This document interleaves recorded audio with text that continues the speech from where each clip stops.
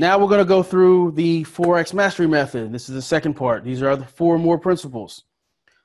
Your mission, and this is really where, with what I just spoke about, this is where we talk about, having the right vision, the foresight, your roadmap to get there, implementation, and then measuring and adjusting.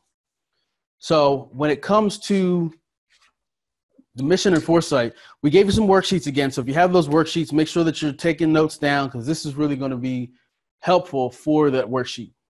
If you didn't complete it, I know Alice put it in the chat. If you came a little later, you can click that link. If you probably scroll up, because we had a couple people leave some comments. I'll post it again. Okay, she'll post it again. And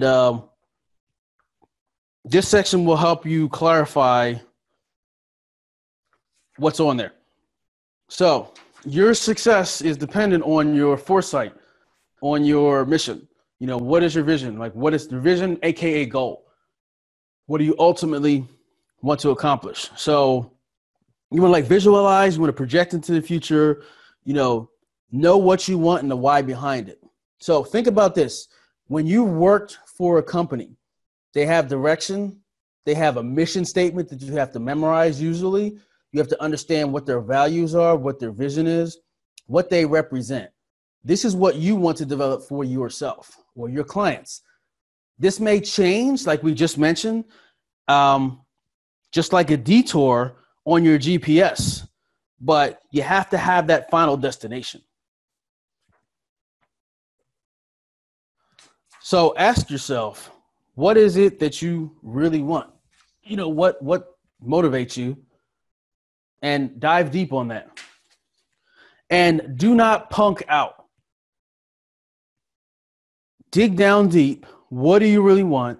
And again, it should be something challenging. And this is where there was a question asked earlier. And in a few slides, this will kind of mention that.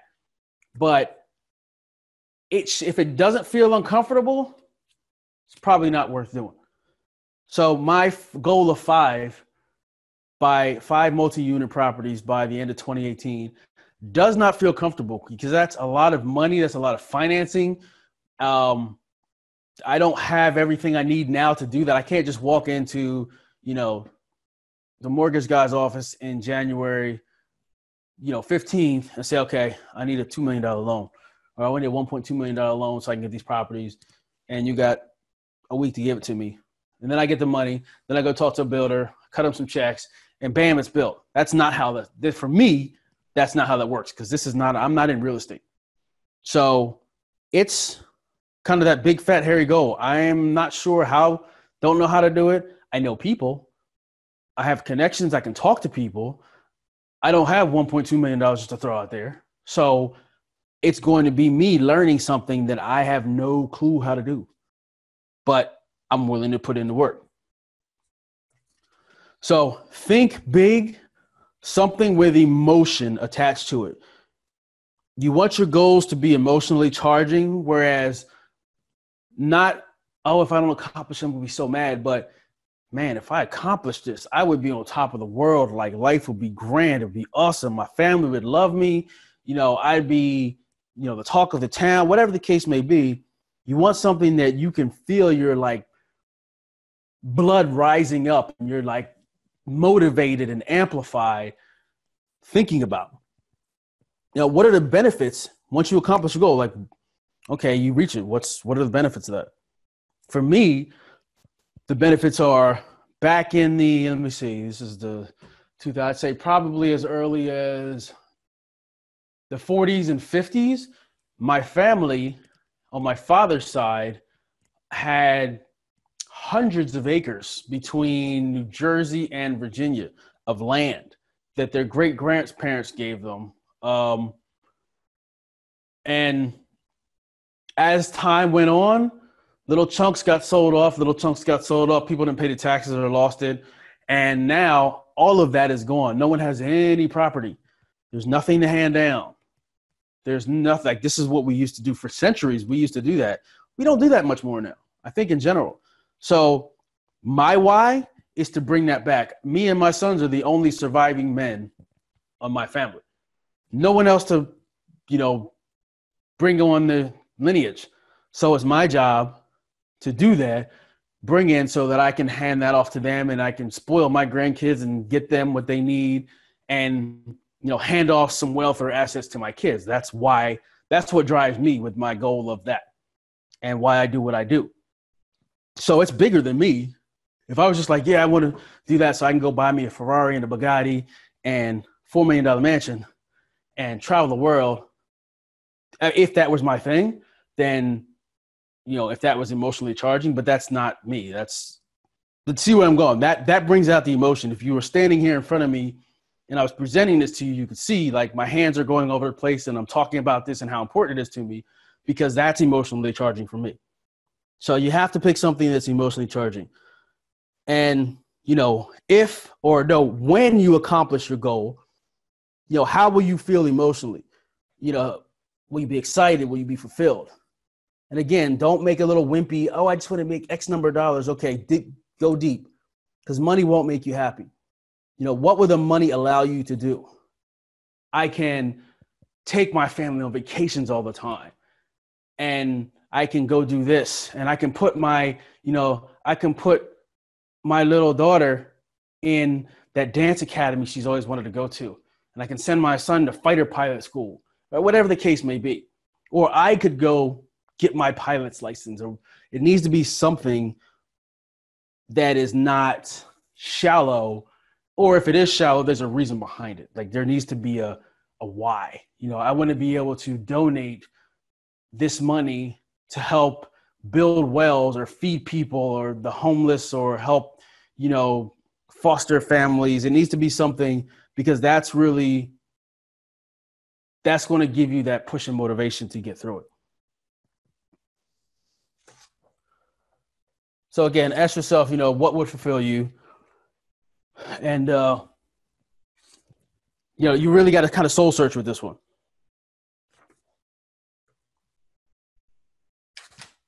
No, then here comes down to asking yourself why. Why is it that you want to do this? Okay, this is important to me. This goes a little deeper into the why. Like stop and reflect. How would your life be better? Or how would those lives around you be any better? Actually, let me go back a slide here. I think I missed one. Oh, okay. So with this here, this image was selected for when I was talking about understanding what would fulfill you, but it's basically stop and really get clarity on this. And in the last presentation, I mentioned that I went to South Florida. I like the beach. I like the water. I have a friend that lives down there right off the Intercoastal, but I literally sat out there for hours. I didn't get in the pool. I just sat there and watched the boats go by and, people having fun on jet skis and multi-million-dollar yachts driving by and just taking it all in. Beautiful weather.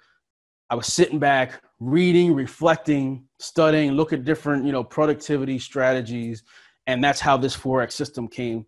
But it came because I stopped and I went and got that clarity. So now when it comes to setting your goals, and this is in relation to the question that was asked earlier, when they said, well, the gentleman asked, well, 5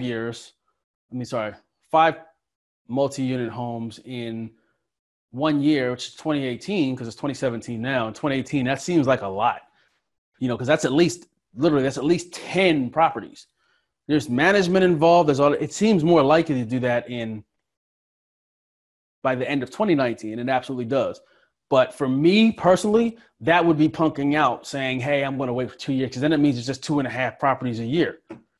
And I'm getting ready to get one. So that means I have a whole nother year to buy one more property. And a half of another one, or maybe 2 more properties. And that's not a lot. Once you have everything and you've got the money, it's not a lot to, if you give yourself a reason to procrastinate, you're going to do it. But if I'm like, man, I got to get close to my goal, it's 10, I'm going to work harder.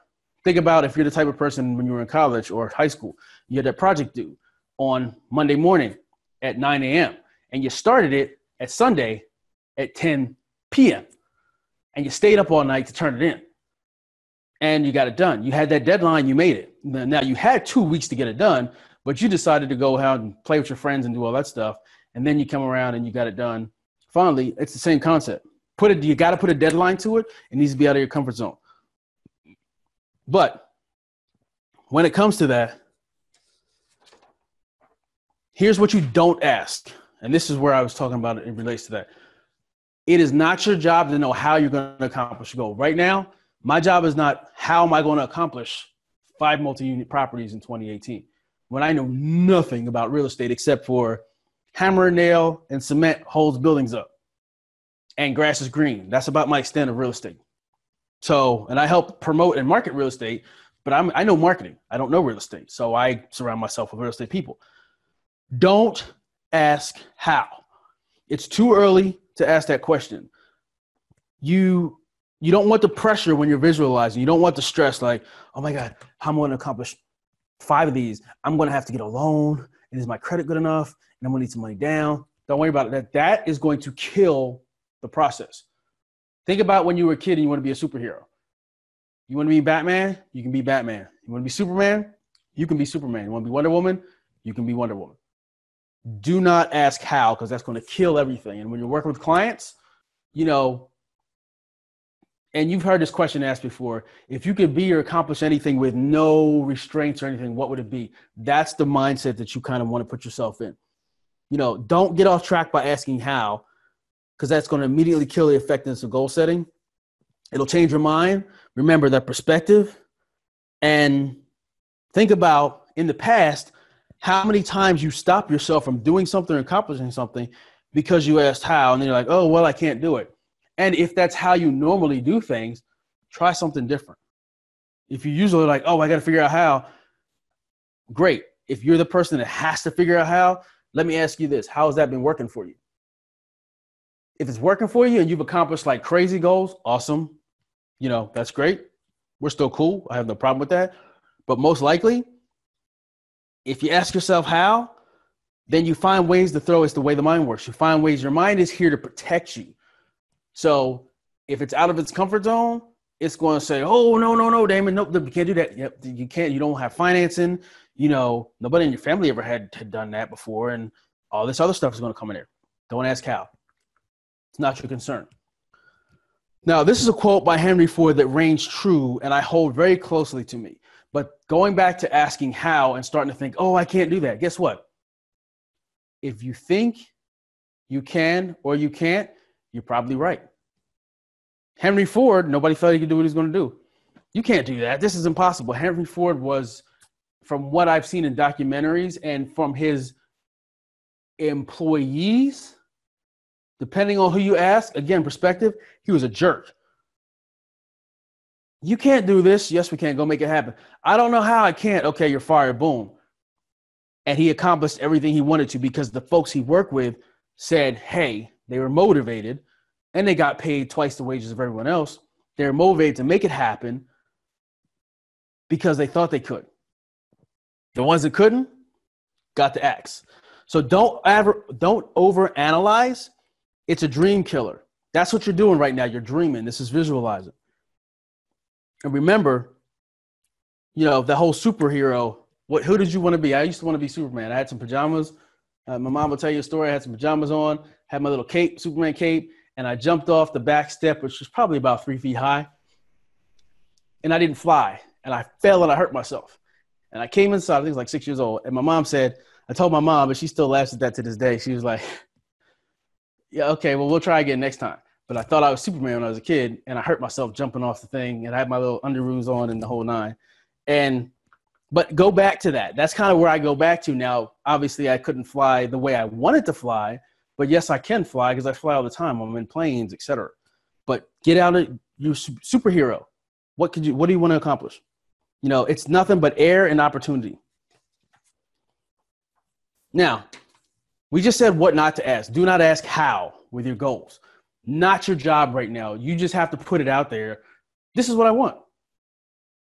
And then the how comes later. And we'll actually talk about the how.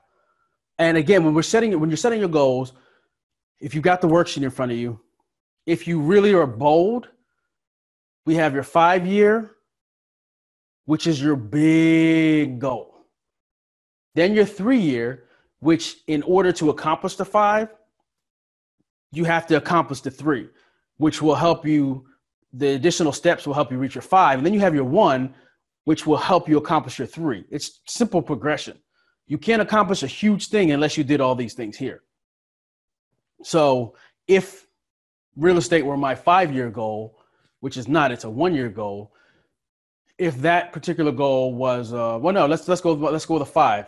I haven't determined this as part of that 5 yet, but it may end up being.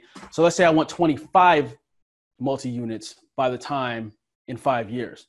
So in year 3, I'm going to need about 12 to reach up to that 25. And year 1, I've already set my 5. So the next 2 years, I could get 6 more a year.